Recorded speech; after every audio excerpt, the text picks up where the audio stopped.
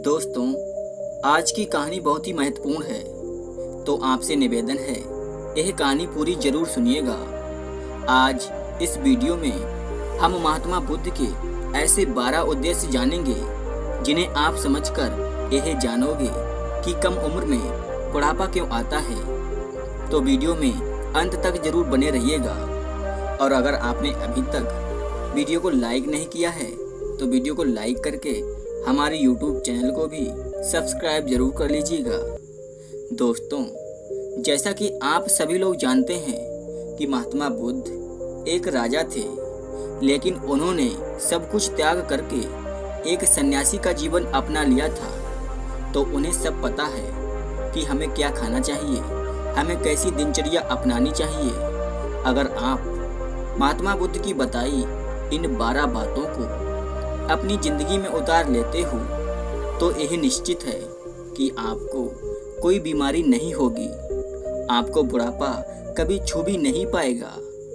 एक समय की बात है, एक राज्य में वीरसेन नाम का एक राजा रहता था। राजा बहुत ही दयालु, दयावान और न्यायप्रिय राजा था। उनकी 2 रानियां थीं। उनकी दोनों रानियां अति सुंदर थीं। राजा वीरसेन इतने न्यायप्रिय राजा थे कि उनकी प्रजा को कभी दुख का सामना नहीं करना पड़ा, क्योंकि राजा ने अपने मंत्रिमंडल में 9 ऐसे मंत्रियों का गठन किया था जिनको अलग अलग जिम्मेदारियां सौंपी गई थीं कि तुम प्रजा की देखरेख करोगे, तुम उनके खान पान का ध्यान रखोगे। सबको राजा ने अलग अलग जिम्मेदारियों में बांध दिया था कि तुम्हें यह देखना है और तुम्हें वह देखना है। इसीलिए उनकी सभा के जो मंत्री थे वह सभी बहुत ही ईमानदारी से अपना काम करते थे। राजा का एक फरमान था कि हर हफ्ते एक सभा लगेगी और इस सभा में वह लोगों के दुखों का निवारण करेंगे। ऐसे ही एक दिन सभा चल रही थी। उस सभा में एक किसान और उसकी पत्नी आते हैं और राजा से कहते हैं कि महाराज, हमारे समक्ष एक बहुत ही बड़ी समस्या है। कृपया आप हमारी इस समस्या का निवारण कीजिए। महाराज बोलते हैं कि तुम्हारी समस्या क्या है, बताओ अपनी समस्या। यह सुनकर वह किसान राजा से कहता है कि मेरे 2 बेटे हैं और उनकी उम्र अभी बहुत ही कम है। अभी उनकी उम्र ज़्यादा से ज़्यादा 20 साल की होगी, लेकिन वह देखने में ऐसे लग रहे हैं कि उनकी उम्र 60 साल की हो गई हो। बाल झड़ते जा रहे हैं और उनके पेट निकलते जा रहे हैं। बड़े आलसी हैं, कोई भी काम नहीं करते। हमने अपने आप से इधर उधर से उनकी दवाई कराई, लेकिन कोई फायदा नहीं हुआ। राजा यह सब सुनकर अपने मंत्री को आदेश देते हैं कि मंत्री, अपने राजवैद्य से इन किसान के बेटों का इलाज कराया जाए। मंत्री ऐसा ही करते हैं। किसान के दोनों लड़कों का इलाज अपने राजवैद्य से करवाते हैं। काफ़ी दिन इलाज होने के बाद फिर वह किसान राजा की सभा में उपस्थित होता है और कहता है, महाराज, मेरे लड़कों को कोई भी फायदा नहीं पहुंचा। किसान की यह बातें सुनने के बाद राजा ने अपने राजवैद्य से प्रश्न किया कि यह किसान के लड़के ठीक क्यों नहीं हो रहे हैं। राजवैद्य ने राजा से कहा, महाराज, मैंने तो पूरी लगन से किसान के लड़कों का इलाज किया। तब राजा कहते हैं कि राजवैद्य, इस समस्या का समाधान बताइए। यह सुनकर राजवैद्य महाराज से क्षमा मांगते हैं और कहते हैं, महाराज, इस समस्या का समाधान सिर्फ एक आदमी के पास है। उनके अलावा इस समस्या का समाधान किसी के पास भी नहीं है।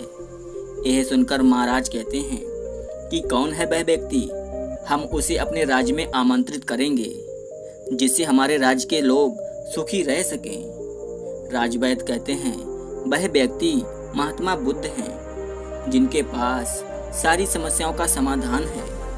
राजा ये बात जैसे ही अपने राजवैद्य के मुख से सुनते हैं तो वह उनमें से जो भी सबसे काबिल मंत्री थे उन्हें आदेश देते हैं कि महात्मा बुद्ध का पता लगाया जाए और बड़े सम्मान और आदर से अपने राज्य में आमंत्रित किया जाए।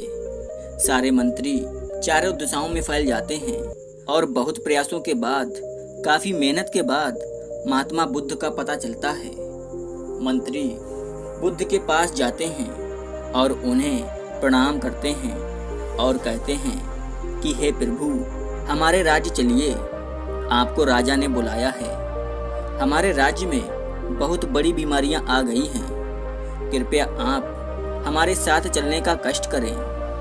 महात्मा बुद्ध इतने दयालु थे और उनका तो उद्देश्य ही था कि हमारा भारत स्वस्थ और निरोग रहे, किसी के मन में छल कपट ना हो, कोई भी दुखी ना हो, सभी लोग हंसी खुशी अपना जीवन व्यतीत करते रहें। जैसे ही महात्मा बुद्ध ने मंत्री के मुंह से यह बात सुनी, उन्होंने कहा, क्यों नहीं, तुरंत चलते हैं।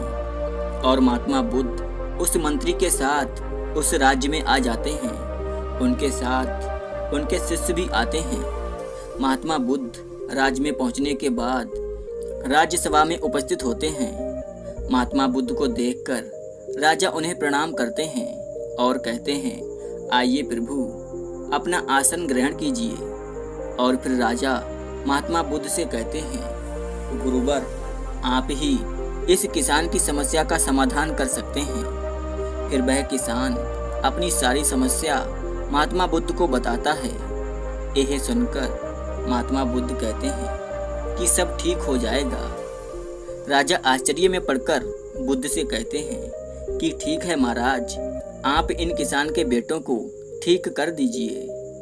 महात्मा बुद्ध राजा से कहते हैं, महाराज, आपके राज्य में हमें एक खुला स्थान दे दीजिए, जहां पर आपके राज्य के सभी लोग उपस्थित हो सकें, जहां खुला वातावरण हो, जहां प्रकृति की धूप आती हो, जहां प्रकृति की खुली हवाएं आती हों। आगे बुद्ध कहते हैं, महाराज, आप अपने राज्य में यह आदेश दे दीजिए कि कल सुबह 4 बजे सभी राज्य के लोग उपस्थित हों। सभी को कल से उपदेश देना शुरू हो जाएगा और यह सभा पूरे 12 दिनों तक चलेगी, लेकिन हर रोज प्रातः 4 बजे शुरू होगी। फिर महात्मा बुद्ध कहते हैं, इन 12 नियमों का पालन करके आपकी प्रजा पूरी तरह से स्वस्थ हो जाएगी। राजा महात्मा बुद्ध की यह बातें सुनकर बड़े ही प्रसन्न हो जाते हैं। सिर्फ 12 दिनों में मेरी सारी प्रजा स्वस्थ हो जाएगी। राजा ने महात्मा बुद्ध के कहे अनुसार अपने राज्य को आदेश दे दिया कि सभी लोग महात्मा बुद्ध की सभा में सुबह 4 बजे उपस्थित होंगे। जो उपस्थित नहीं हुआ उसे दंड दिया जाएगा। राजा के पास बहुत अच्छी अच्छी जगह थी। उन्हीं में से एक जगह को निर्धारित किया और दूसरे दिन महात्मा बुद्ध सुबह 4 बजे उस स्थान पर पहुंच जाते हैं और राजा के सभी लोग भी वहां पहुंच जाते हैं। फिर वहां पर महात्मा बुद्ध अपना पहला उपदेश बताते हैं। महात्मा बुद्ध कहते हैं कि कल से पूरे राज्य के लोग सुबह 4 बजे उठेंगे। यह 4 बजे का जो समय है, यह ब्रह्म मुहूर्त का समय है और इस समय उठने से हमारे अंदर सकारात्मक ऊर्जा आती है। आगे महात्मा बुद्ध कहते हैं कि सबको 4 बजे उठना ही है और उठने के बाद गुनगुना गर्म पानी पीना है। कल सुबह 4 बजे उठेंगे तो गुनगुना पानी पीकर ही इस सभा में उपस्थित होंगे। इन नियमों का पालन जो भी नहीं करेगा उसे आराम नहीं होगा। सभा में अन्य ज्ञान की बातें करने के बाद सभा वहीं पर समाप्त करते हैं। फिर अगले दिन प्रातः 4 बजे सभी लोग फिर से वहां पर उपस्थित होते हैं। महात्मा बुद्ध फिर से सभा में कहते हैं, सुबह 4 बजे गुनगुना पानी पीने के बाद आप सभी लोगों को चलना है। सुबह उठकर चलने से हमारे स्वास्थ्य में बहुत अच्छा प्रभाव पड़ता है। हमारे अंदर जो भी सकारात्मक ऊर्जा है उसमें और भी अधिक वृद्धि होती है। तीसरे दिन प्रातः सभा में महात्मा बुद्ध सभी राज्य के लोगों से पूछते हैं कि आप सभी को कैसा लग रहा है। सभी ने उत्तर दिया, गुरुवर, हम सभी को बहुत ही अच्छा महसूस हो रहा है। फिर बुद्ध ने कहा कि अब सभी लोग योगा करेंगे। योगा आपको 40 से 45 मिनट तक करना है। अपने स्वास्थ्य के अनुसार सब लोग योगा और प्राणायाम करेंगे। योगा और प्राणायाम में 2 योगा प्राणायाम जरूर शामिल होगा। एक है कपालभाति और दूसरा है अनुलोम विलोम। गौतम बुद्ध के शिष्यों ने राज्य के सभी लोगों को यह दोनों योगा सिखा दिए कि अनुलोम विलोम और कपालभाति कैसे किया जाता है। साथ ही सूर्य प्राणायाम भी कैसे किया जाता है यह भी सिखाया।